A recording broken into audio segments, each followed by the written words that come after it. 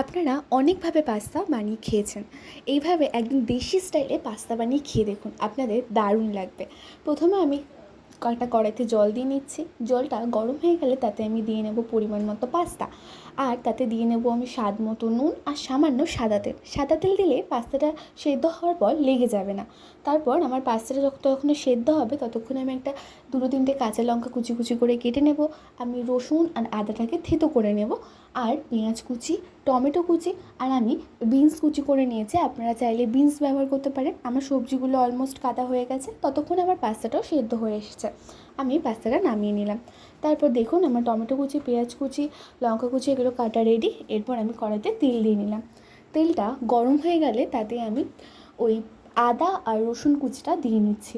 সেগুলোও হালকা ভাজা ভাজা একটু ব্রাউন হয়ে গেলে তাতে আমি দিয়ে নেব পেঁয়াজ কুচি আর কাঁচা লঙ্কার কুচি। কাঁচা লঙ্কা কুচি দিয়ে হালকা করে আমি ভেজে নিলাম। যেই হালকা ভাজা ভাজা হয়ে গেল তাতে আমি দিয়ে নেব টমেটো কুচি।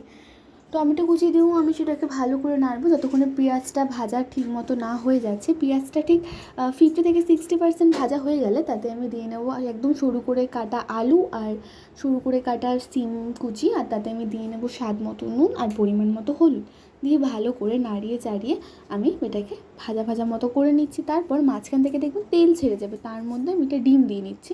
ডিমটাকে ভালো মতো আমি ঝুড়ি বানিয়ে নিলাম, দিয়ে সেটাকে খুব ভালো নাড়াচাড়া করে আলুর সাথেই আমি ডিমটাকে খুব ভালো করে ভেজে নিচ্ছি।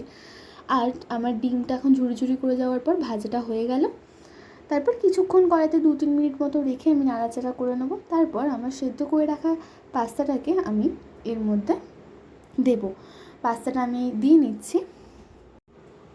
পাস্তা দেওয়া হয়ে গেলে আমি ভালো করে সেটাকে নাড়িয়ে নিচ্ছি যেন পাস্তাটা কড়াইয়ের মধ্যে লেগে না যায়। খুব ভালো করে নাড়াচাড়া করবেন।